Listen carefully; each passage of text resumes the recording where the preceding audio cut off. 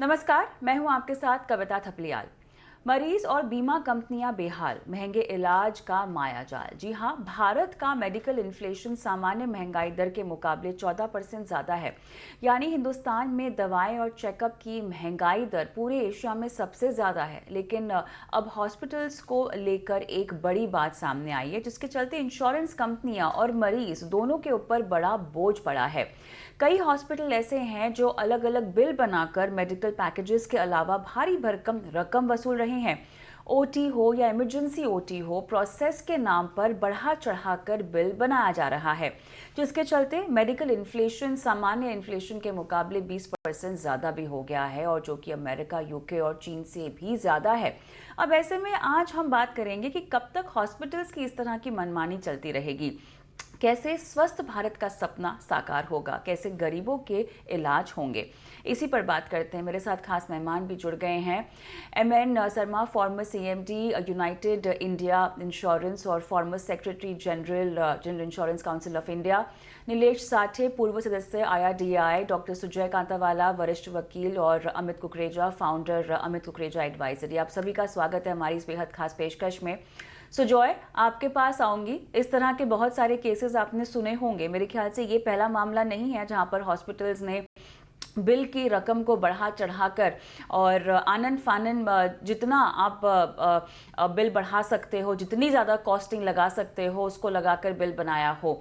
बहुत सारी चर्चाएं बीच में ऐसी हुई कि इंश्योरेंस कंपनियां और हॉस्पिटल्स के बीच की ये साठगांठ होती है। लेकिन देखिए, बात जो भी हो, जो जो पॉलिसी होल्डर होता है, जो भुगता होता है, वो ही भुगतता है। और अब तो हालात ऐसे हैं कि मेडिकल खर्च अफोर्डेबल ही नहीं रह गया है। अगर हम इंश्योरेंस पॉलिसीज़ की भी बात करें, इंश्योरेंस लेने की भी बारे में सोचें, तो कीमतें इतनी ज़्यादा बढ़ गई हैं। भले इलाज कराएं या उनका प्रीमियम के लिए हम पैसे चुकाएं, बहुत महंगा होता जा रहा है। वास्तविकता क्या है सुजॉय? किस तरह के केसेस की हम बात कर रहे हैं? देखिए, यहाँ पे ऐसा सिचुएशन अब हो गया है कि बीमार पड़ना सबसे बड़ा खतरा है। अगर आप बीमार पड़ो, यानी गए काम से। पहले बोलते थे काला कोट और सफेद कोट से दूर रहना। मुझे अब दिख रहा है कि ये सफेद कोट से तो ऐसा लग रहा है कि जैसे ये पूरा मुझे छीन के मेरे को काट के चिथड़े उड़ा देंगे। फाइन प्रिंट पढ़ो, आपकी पॉलिसी में ये नहीं है, वो नहीं है, इसको रिजेक्ट करेंगे, इसका पैसा दो। अब नया चालू किया है सर्च प्राइसिंग। ये कोई ओला उबर है? मेडिकल तो एक नोबल प्रोफेशन हुआ करता था। मैं मानता हूं बिजनेस है, आपके कॉस्ट है, सब है, लेकिन ऐसी नौबत आएगी, पेशेंट जाएगा किधर? और अब तो ऐसा लग रहा है कि इंश्योरेंस कंपनीज को भी ये मुआवजा भुगतना पड़ेगा कि भाई ये क्लेम ऐसा आया है, ये क्लेम में इधर डालो, उधर डालो, इसके लिए एक अलग डॉक्यूमेंट बनाना पड़ेगा।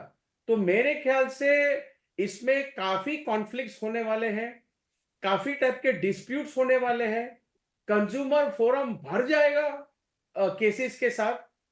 और कहीं ना कहीं हमें इसका रेगुलेटरी इश्यूज में देखना पड़ेगा कि अल्टीमेटली ये मेडिकल प्रोफेशन और जो हॉस्पिटल्स है वो किसके लिए है? मरीजों के लिए है। स्वस्थ भारत का जो एक सपना है वो साकार करना है हमें। तो ऐसे कैसे पॉसिबल होगा? गरीब आदमी जाएगा कहां? आप ये सोचिए। मेरे इंश्योरेंस पॉलिसी में 10 आइटम लिखी है, मेरे को 11वां प्रॉब्लम हुआ, या तो क्रिएट करा गया। यहाँ पे इतने इंटेलिजेंट लोग बैठे हैं यहाँ पे, तो कहीं ना कहीं किसी को फंसाना है, कहीं ना कहीं किसी से ज्यादा फायदा लेना है, अल्टीमेटली कोर्ट कचहरी पे जाना है। यह पर्पस है क्या ये पूरा इसका? तो मेरे ख्याल से पेशेंट तो बेचारा लास्ट है। अभी तो इंश्योरेंस कंपनीज भी एक कैजुअलिटी बनेगी ये सिस्टम में। मुझे ये डर है। बिल्कुल, आपने जितनी बातें यहाँ पर सवाल उठाए हैं वो काफ़ी वाजिब भी है। और ऐसे में नीलेश जी, ऐसा नहीं है कि रेगुलेटर अपने जिम्मेदारियों को नहीं समझ रहा है, इन सब बातों का संज्ञान नहीं ले रहा है। लेकिन कहीं ना कहीं कमी हमें अभी भी आती हुई दिखाई दे रही है। तमाम तरह की जो कॉस्टिंग होती है जब आप हॉस्पिटलाइज होते हैं, उसकी सीमा तय कर दी गई है। काफ़ी हद तक एकरूपता और पारदर्शिता लाने की कोशिश की गई रेगुलेटर की तरफ से। लेकिन क्या है ऐसा नीलेश जी कि ये हॉस्पिटल्स मानते ही नहीं हैं, अपनी मनमानी इनकी जारी ही है, ऐसी क्या बात है? नहीं, मैं ये नहीं कहूँगा। सारा सार ऐसा विधान करना ठीक नहीं है कि सारे हॉस्पिटल जो है वो लूटने के लिए बैठे हैं। कई हॉस्पिटल्स है, चैरिटेबल है, बहुत अच्छा काम कर रहे हैं, जिसमें अगर पेशेंट बोल भी दे कि इसमें कुछ मेरा बिल बढ़ा के दो, तो वो कहेंगे भैया ये नहीं हो सकता। तो ऐसा नहीं है। दूसरी बात यह है कि hospitals are not regulated. Hospitals पे रेगुलेटर लाने की जरूरत है।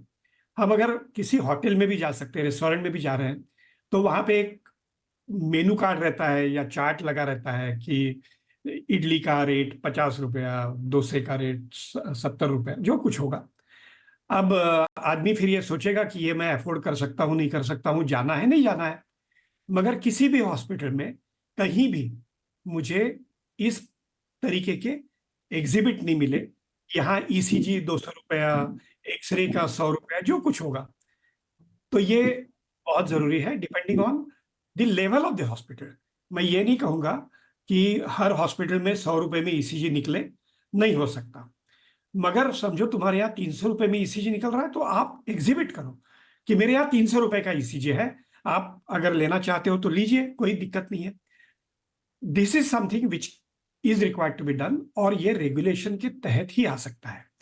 जब रेगुलेटर आएगा, जैसे आपने मुंबई में देखा होगा, सारे रेस्टोरेंट्स को ग्रेडिंग की हुई है, grade A, grade B, grade C, और उनके रेट्स भी उसी हिसाब से रहते हैं। ग्रेड सी का के रेस्टोरेंट में जाओगे तो 50 रुपए में हो सकता है इडली मिलेगी, वही ग्रेड ए में जाओगे तो 120 रुपए लगेंगे। तो इस प्रकार से हॉस्पिटल्स का भी ग्रेडेशन करने की जरूरत है, उनके भी रेट्स तय करने की जरूरत है। और ये नोबल प्रोफेशन वगैरह है, देखिए ये समाज में इतनी सारी बुरी चीजें आई है कि वो किसी एक प्रोफेशन को बदनाम करने की कोई जरूरत नहीं है। हर प्रोफेशन में ऐसे लोग मिलेंगे, मगर उसी सांस में मैं ये भी कहूंगा कि हर प्रोफेशन में अच्छे लोग भी हैं। तो ये नहीं है। और इंश्योरेंस रेगुलेटर ने भी काफी चेंजेस किए हुए हैं अभी फिलहाल इतने में, कि पहला तो कस्टमर इंफॉर्मेशन शीट देने की जरूरत है। 1 अक्टूबर के बाद जो बदलाव लाए हैं, और प्री एग्जिस्टिंग डिजीजेज जो है वो भी 3 साल के बाद कवर होंगे। इसका मतलब अगर किसी को डायबिटीज है या बीपी है, हाइपरटेंशन है, या इवन कैंसर और हार्ट अटैक की बीमारी हो चुकी है, तो उसके कारण अगर 3 साल के बाद, यानी 3 साल रिन्यूअल के बाद अगर उसे एडमिट होना पड़ता है, तो उसका भी खर्चा इंश्योरेंस कंपनी को देना पड़ेगा। फिर no questions will be asked if the policy has run for 5 years। Health insurance policy अगर 5 साल रिन्यूअल हो चुकी है, तो कभी भी इंश्योरेंस कंपनी ये सवाल नहीं पूछ सकती इसके आगे कि तुम्हें 8 साल पहले ये बीमारी हुई थी जो आपने डिस्क्लोज नहीं की है। No questions can be asked, you have to settle the claim नहीं, इस अनलेस तरह देयर के इज। मापदंड नहीं, इस तरह के मापदंड तो काफ़ी कड़े हैं और इनको लागू भी कर देना चाहिए था। लेकिन इससे पहले जो आप अपना जवाब दे रहे थे कि नोबल प्रोफेशन में बुरे लोग भी होते हैं, अच्छे लोग होते हैं, सर वो तो मेरे ख्याल से समाज और ज़िंदगी का उसूल है। जहाँ अच्छाई है वहाँ बुराई है, जहाँ पर प्रेत है वहाँ पर भगवान है। ठीक है, एमएन जी आपके पास मैं आऊँगी, क्योंकि सवाल अब यहाँ पर शर्मा जी ये है कि इस जो हम इन्फ्लेटेड प्राइसिंग की बात कर रहे हैं, बढ़ा चढ़ाकर कीमतें, और जो प्रोसीजर्स जो कि बहुत छोटे हुआ करते हैं उस पर दोगुने दाम लगाने की जो बात सामने आ रही है, उससे अब इंश्योरेंस कंपनियां भी भुगत रही हैं, उससे वो भी परेशान हैं। तो इनकी साइड ऑफ द स्टोरी क्या है? उपभोक्ता पॉलिसी होल्डर तो हम जानते ही हैं, वो तो हर लिहाज से परेशान है, लेकिन इंश्योरेंस कंपनियों की कहानी क्या है यहाँ पर? उन्हें कहाँ कैसे पिंच हो रहा है, ये बताइए। इंश्योरेंस कंपनीज उनके पास तो खुद के पैसे नहीं होते हैं, वो तो पब्लिक से पैसे in the name of premium से जोड़कर और उसी में से क्लेम्स पे करते हैं, वो तो सब जानते हैं। अब इस बात पे जब हम कुछ पैसे इकट्ठा करके लगाए और उससे क्लेम्स पे करने का इरादा है हमारा, तो वो इकट्ठा करने के लिए हम जो रकम बनाए, राशि, वो कम पड़ता है, हर साल कम पड़ रहा है, इसलिए कि हॉस्पिटल्स में रेट ऑफ बढ़ते जा रहे हैं। इतना बढ़ रहा है, not only rates increasing but also exploitation, गलत तरीके से तो सम इंश्योर देकर उसके हिसाब से ट्रीटमेंट प्लान इम्प्लीमेंट करते हैं। अभी कोई 50 लाख का पॉलिसी लेकर गया तो उसको उससे कितना पैसा निकालना वही सोच से काम चल रहा है, तो वो सब गलत है। मैं इस बात पे डॉक्टर्स को ब्लेम नहीं कर रहा हूँ, डॉक्टर्स नहीं, नर्सेस नहीं, वार्ड बॉयज नहीं, आयास नहीं, इन सभी को मैं किसी को ब्लेम नहीं करता। ये जो हॉस्पिटल के ओनर्स है, मालिक, एडमिनिस्ट्रेशन इंचार्जेस एंड ये लोग इसको बिजनेस मॉडल बना दिए, वो भी उससे भी हमको कोई प्रॉब्लम नहीं है, जिसको बिजनेस मॉडल बनाने पर भी हमको कोई प्रॉब्लम नहीं है, बट लेकिन एक्सप्लॉइटेटिव बिजनेस बना दिया, हाईली एक्सप्लॉइटेड।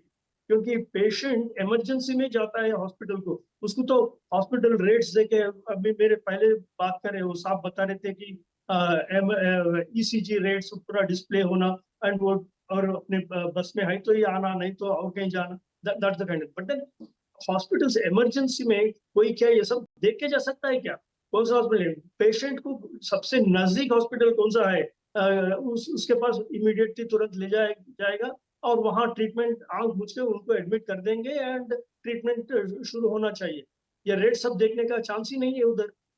सो ये सिचुएशन इमरजेंसी में जब पेशेंट जाता है तो उसको एक्सप्लॉइट अभी हो रहा है, एक्सप्लॉइट हो रहा है, एंड वो एक्सप्लॉइटेशन से उनको बचाने के लिए मेरे ख्याल से एक बड़ा प्रॉब्लम हो गया, उसको सॉल्व करने के लिए एक मेडिकल सर्विसेज रेगुलेटरी अथॉरिटी होना चाहिए। वो रेगुलेटरी अथॉरिटी ही ठीक तरीके से प्राइसेस फिक्स करके, कॉस्ट वगैरह कैलकुलेट करके, cost plus maybe 30%, 40%, 50% also they can give us profit. But the regulator has to come in and then they have to do it. Then only business can survive. Their जी business will survive, of course. नहीं, ये And बात our तो insurance regulator will ने also cover नहीं, that. ये बात तो रेगुलेटर ने संज्ञान में ले ही रखी है ना। मैं इसके लिए सुजय के पास जाती हूँ, अमित आपके पास मैं आऊंगी, लेकिन सुजय जो बातें MN साहब कह रहे हैं उसी को आगे बढ़ाते हुए, क्योंकि 2020 की अगर मैं बात करूँ तो स्टैंडर्ड बिलिंग फॉर्मेट यहाँ पर तय किया गया है रेगुलेटर की तरफ से। अब ये जो शरारत है, ये जो हरकतें हैं, ये कुछ हॉस्पिटल्स कर रहे हैं, उन्होंने वेज अराउंड द लॉ ढूंढ लिए हैं जिसको वो बाईपास कर रहे हैं और इस तरह के चार्जेस ऐड कर रहे हैं। ये इनकी शरारत है, राइट सुजय? 100%। और हर हॉस्पिटल में बड़े बड़े बोर्ड, अट्रैक्टिव बोर्ड्स रहते हैं। हाँ, अगर आपको कोई प्रॉब्लम हो, अगर आपको कोई शिकायत हो, तो ये हमारा इन हाउस ऑम्बुड्समैन है या हमारा कंसल्टेंट है या रिप्रेजेंटेटिव, इनके पास जाइए, वो आपका प्रॉब्लम सॉल्व करेंगे। इनको आप ट्राई करो कांटेक्ट करने को, कभी मिलता ही नहीं है हॉस्पिटल में। ये सिर्फ दिखाने के लिए, जैसे हर गवर्नमेंट डिपार्टमेंट के बाहर लिखा है रिश्वत देना बहुत बुरा है, रिश्वत देना क्राइम है, लेकिन पूरा सब रिश्वत चलता है वहां पे। ये मजाक बना के रखा है। दूसरी बात, पेशेंट क्या एक टारगेट है? हर डॉक्टर को दिन में 5 पेशेंट, 7 पेशेंट, वो टारगेट अगर वो अचीव नहीं करता तो उसको प्रॉब्लम है एडमिनिस्ट्रेशन से, बिकॉज ये एक कंप्लीट बिजनेस बन चुका है। इसमें नोबिलिटी का NOB कुछ भी नहीं रहा है अभी बाकी। और तीसरा, सम इंश्योर्ड सपोज मेरा 50 लाख है तो आप उस हिसाब से मेरे से ट्रीटमेंट करेंगे। अगर मेरा 5 करोड़ होता, पहले पूछते हैं आपका सम इंश्योर्ड कितना है इंश्योरेंस पॉलिसी का, उस हिसाब से आप ट्रीटमेंट देंगे पेशेंट को। तो मतलब क्या है हॉस्पिटल का, और मतलब क्या है ये ट्रीटमेंट का, कि मेरी इंश्योरेंस पॉलिसी को लिंक होकर ही मुझे ट्रीटमेंट मिलेगा। This is completely illegal and unfair. बिल्कुल। अमित, अब मैं आपके पास आऊंगी, क्योंकि देखिए अब सवाल यहाँ पर ये भी उठ रहा है कि हम इंश्योरेंस पॉलिसीज़ या medical insurance policy, health insurance policy इसलिए लेते हैं ताकि ये सारे जो खर्चे हैं वो एक तरह से कवर हो जाएं। लेकिन जिस तरह के खर्चे बढ़ाकर दिखाए जा रहे हैं, ये वक्त दूर नहीं है जब इंश्योरेंस कंपनियां जो हैं ये क्लेम सेटल करने से मना ही कर दें। हाँ, तब ये तो किसी भी तरह का कवरेज नहीं हुआ। आपने हेल्थ इंश्योरेंस पॉलिसी इसी कवरेज के लिए ली ना, ताकि बढ़ते हुए मेडिकल खर्च से आपको राहत मिले। लेकिन अब यहाँ पे क्योंकि इस तरह से इन्फ्लेटेड प्राइसेस अगर दिए जाएंगे तो इंश्योरेंस कंपनियां चुकाने से मना कर देंगी। यहाँ पे घाटा एक बार फिर से उपभोक्ता का हो रहा है। अमित जी, कविता, मैं तो एक प्लानर का पर्सपेक्टिव ला सकता हूँ इस कॉन्वर्सेशन में, और उस प्लानर के पर्सपेक्टिव से मैं अपनी ऑब्जर्वेशन ये शेयर करूंगा कि medical inflation has shot through the roof. Clients आते हैं, डिस्कस करते हैं कि हमारा सम एश्योर्ड इतना ही था, लेकिन हमारा एक्चुअल बिल इतना निकला और हमको अपनी सेविंग्स को लूज करना पड़ा। तो अब मेडिकल इंश्योरेंस के अलावा मैं क्लाइंट्स को मेडिकल कंटिजेंसी फंड भी रेकमेंड करता हूं कि आप 5 लाख का या 10 लाख का मेडिकल कंटिजेंसी फंड रखें। एक सुपर टॉप अप पॉलिसी लें जो आपकी बेस इंश्योरेंस के कवर के बियॉन्ड के एक्सपेंसेस को कवर कर सके। आप अपने लाइफस्टाइल को अच्छा रखें, आप अपनी हैबिट्स को हेल्दी रखें, क्योंकि लाइफस्टाइल के साथ नए नए डिजीजेस भी इमर्ज हो रहे हैं जो आपकी पॉलिसीज में कवर्ड नहीं है। अगर कोई नया लाइफस्टाइल डिजीज आता है जो आपकी सेडेंटरी लाइफस्टाइल की वजह से बना है और वो आपके इंश्योरेंस में नहीं है, तो उसका सारा मुआवजा आपको खुद ही अपनी सेविंग से भुगतना पड़ेगा।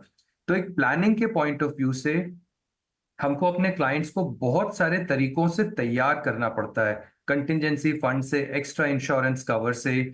और आपको हमें ये भी समझना है, जैसे कि बाकी के एस्टीम्ड गेस्ट भी अपना व्यू पॉइंट दे रहे थे, कि ये ना एक कैपिटलिस्टिक सिस्टम नहीं बनना चाहिए। Medical profession is suppose to service the people who need it. और वहां पे अगर हम एक बिजनेस मॉडल से अपने पेशेंट को टारगेट बनाते हुए अपने बिजनेस ऑब्जेक्टिव को अचीव करेंगे, तो वो एक गलत मॉडल है। हमें एक पेशेंट की वेलबीइंग का ऑब्जेक्टिव रखना चाहिए विद मिनिमल कॉस्ट, जो उसकी अफोर्डेबिलिटी है, और इंश्योरेंस को अकॉर्डिंगली हमें इस सिस्टम को सपोर्ट करना चाहिए। तो इंटरनली तो हम एक फाइनेंशियल प्लानिंग के पॉइंट ऑफ व्यू से काफी कुछ बफर रख सकते हैं, लेकिन एक्सटर्नली हम उन बॉडीज को रिक्वेस्ट ही कर सकते हैं कि इसको ज्यादा कैपिटलिस्टिक मॉडल ना बनने दें, इसको ज्यादा बड़ा बिजनेस मॉडल ना बनने दें। ये एक सर्विस सेंट्रिक प्रोफेशन है और इसको पेशेंट की वेलबीइंग के उद्देश्य से ही रिफाइन किया जाए और मेच्योर किया जाए, ना कि अपने बिजनेस प्रॉफिटेबिलिटी। चलिए, मेरे ख्याल से अगर इतनी आसान भाषा में हर कोई समझ जाता तो इतनी सारी दिक्कतें होती नहीं। बहरहाल सुजय, अब आगे कैसे बढ़ा जाए, हम इस पर आते हैं, निष्कर्ष पे आते हैं, क्योंकि दिक्कत क्या है उस पर हमने काफ़ी चर्चा तो कर ली है। सब कुछ बातें घूम फिर कर आपके ऊपर आ जाती, क्योंकि आप हेल्थ इंश्योरेंस पॉलिसी लेते हो, आप प्रीमियम भरते हो, ठीक है। आवाज़ भी आप ही को उठानी पड़ेगी क्योंकि दिक्कत भी आप ही को हो रही है। कहाँ, कैसे, किस तरह से जो है आवाज़ उठाई जाए और कैसे इस पूरे मामले को समझा जाए? देखिए, ये एक सेल्फ रियलाइजेशन और सेल्फ रेगुलेशन का मामला है। हर एक इंसान को या हर एक बिजनेस को अगर एथिक्स के हिसाब से चलना है, तो उनको ये अपने गिराबान में जाके सोचना होगा और देखना होगा कि मैं कहाँ गलत कर रहा हूं। देखिए, लिखने में तो आप लंबी चौड़ी किताबें लिख सकते हो, लेकिन अगर नीयत साफ नहीं है तो सब फेल है उसके सामने। मैं आपको एक चीज बताता हूं, एक एग्जांपल अभी मुझे याद आया। बहुत साल पहले, 25-30 साल पहले, एक इंश्योरेंस एजेंट ने, अच्छा ये कैसे फ्रॉड, चीटिंग और फोर्जरी के केसेस होते हैं, एक इंश्योरेंस एजेंट ने अपनी इंश्योरेंस पॉलिसी लेट कर दी एक्सीडेंट की, बराबर है, और वही दिन एक्सीडेंट हो गया। तो उसने क्या बोला, जो क्लाइंट है उसको कि नो प्रॉब्लम, मैं तेरा पाइल्स का ऑपरेशन करा देता हूं। वो पाइल्स का ऑपरेशन से जो पैसा होगा ना, और जो तेरे को ये गाड़ी का मिलने वाला था, वो उसमें एडजस्ट हो जाएगा। अब देखिए, ऐसी टाइप की जो माइल प्रैक्टिसेस होती है, ये हमें डिस्करेज करनी चाहिए। कैसे डिस्करेज होगी? जब ट्रांसपेरेंसी होगी, और ट्रांसपेरेंसी के लिए नीयत साफ होनी चाहिए, मेरा ये कहना है। क्योंकि कोर्ट में जाना, झगड़ना, ultimately national commission, Supreme Court, किसके पास टाइम है ये सब? अल्टीमेटली हम सबका मैं ये मानना है कि मेडिकल प्रोफेशन जो है वो हमेशा एक नोबल प्रोफेशन, डॉक्टर को भगवान मानते हैं। अब यही सिचुएशन में अगर गब्बर मूवी पिक्चर जैसे सीन होने लगे कि मुर्दे पे इलाज हो रहा है और बाद में बिल दिया, तो वो सिचुएशन हमें नहीं चाहिए। अच्छा, दूसरा प्रॉब्लम क्या होता है, फिर फ्रस्ट्रेशन बढ़ता है पेशेंट्स का, मॉब वायलेंस बढ़ती है, हॉस्पिटल में तोड़फोड़ होती है। ये सब क्या है, कैस्केडिंग इफेक्ट्स है। हमें ये सबको रोकना है। इसके लिए हमें रेगुलेशन की बहुत जरूरी है और इंप्लीमेंटेशन की। लेकिन ये रेगुलेशन पहले इन हाउस हॉस्पिटल में चालू होना चाहिए। बाहर क्यों जाना चाहिए मामला? हॉस्पिटल को ऐसा रेड कार्पेट ट्रीटमेंट देना चाहिए पेशेंट को कि पेशेंट इलाज करके बाहर जाए वापस, और मन की शांति से, न तो कोई डिस्प्यूट लेकर। नीलेश जी, रेगुलेटर के लिहाज से अब कहाँ क्या कड़ाई बरती जा सकती है, कितना स्कोप है? क्योंकि अगर कानून तय किया हुआ है, अगर हमारे पास नियम है, उसके बावजूद कहीं ना कहीं उसकी अनदेखी की जा रही है, तो लगता नहीं है कि किसी सजा का प्रावधान होना चाहिए? उस तरह के हॉस्पिटल्स पर सख्त से सख्त कदम उनके खिलाफ उठाए जाने चाहिए। क्या रेगुलेटर को इस दिशा में आगे आना चाहिए? जब कुछ हॉस्पिटल जो है इनके बारे में ऐसी शिकायतें आती है कि ये इन्फ्लेटेड बिल देते हैं या अनरीजनेबल चार्जेस लगाते हैं, तो उनको ब्लैकलिस्ट भी किया जाता है। मगर बात ऐसी है कि हेल्थ का मामला जो है ये स्टेट का मामला है, यानी सेंटर का मामला है। बजट में अगर आप 1 या 2% सिर्फ हेल्थ के लिए प्रावधान करोगे तो इससे और बुरी स्थिति तो हो ही नहीं सकती, होनी ही है। क्योंकि मेरे बचपन में मुझे याद है हम गवर्नमेंट मेडिकल कॉलेज में जाके ट्रीटमेंट लेते थे। आज वहां कोई जाता नहीं क्योंकि वहां डॉक्टर भी नहीं रहते। प्राइवेट हॉस्पिटल्स को और प्राइवेट कॉलेजेस को किसने प्रमोट किया? सरकार ने ही प्रमोट किया। अब ये कीड लगी हुई है, ये कैंसर हुआ है और इसको कोई दुरुस्त नहीं कर सकता, कुछ भी नहीं हो सकता है। रेगुलेटर अगर आएगा तो थोड़ा बहुत इसमें बदलाव आ सकता है, मगर गवर्नमेंट की जो जिम्मेदारी है कि हर व्यक्ति को हेल्थ और एजुकेशन प्रोवाइड करनी है, वो उससे मुकर गए हैं। तो one, government has not done it, private sector has come in to play. आप सोचिए कि अगर प्राइवेट हॉस्पिटल्स नहीं होते आज, तो क्या सरकार की यंत्रणा जो है ये पूरी हो सकती थी? इम्पॉसिबल है। मगर प्राइवेट हॉस्पिटल जो है उनको सुचारू रूप से चलाना, उनको रेगुलेट करना, इसकी बिल्कुल जरूरत है और सख्ती करनी ही चाहिए। जहां तक रेगुलेटर का सवाल है, जब इन्फ्लेटेड बिल आते हैं, आई गिव एन एग्जांपल, कुछ प्रपोर्शन रहता है। जैसे सर्जरी का चार्ज जो है और एनेस्थेसिस का चार्ज जो है वो करीबन 60% रहता है। सर्जन ने अगर 100 रुपए लिया तो एनेस्थेटिस्ट का चार्ज 60 रुपए रहता है। कुछ बिल्स में ऐसे देखा गया है कि सर्जन का चार्ज 6 लाख और एनेस्थेटिस्ट का चार्ज 60,000।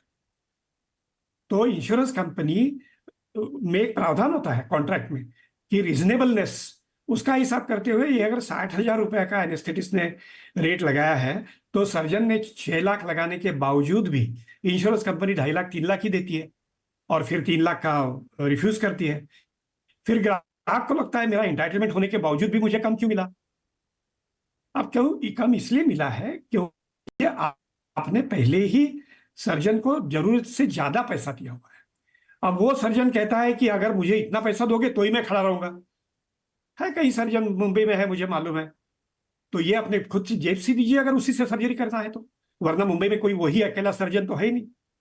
तो कहने का मतलब यह है कि everybody has to be careful, conscious और ऑनेस्ट।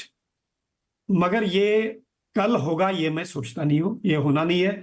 दिन ब दिन स्थिति बिगड़ने वाली है and government has to step in at least by bringing in some regulators for the hospitals. This is something which will prevent the wrong things which are being done to some extent, not to entire extent. MN साहब, आपसे जानना चाहेंगे, regulator तो जब संज्ञान ले तब संज्ञान ले, लेकिन अगर कवायद की शुरुआत करनी हो तो क्या इंश्योरेंस कंपनियां इस तरह की गुहार लगा सकती हैं?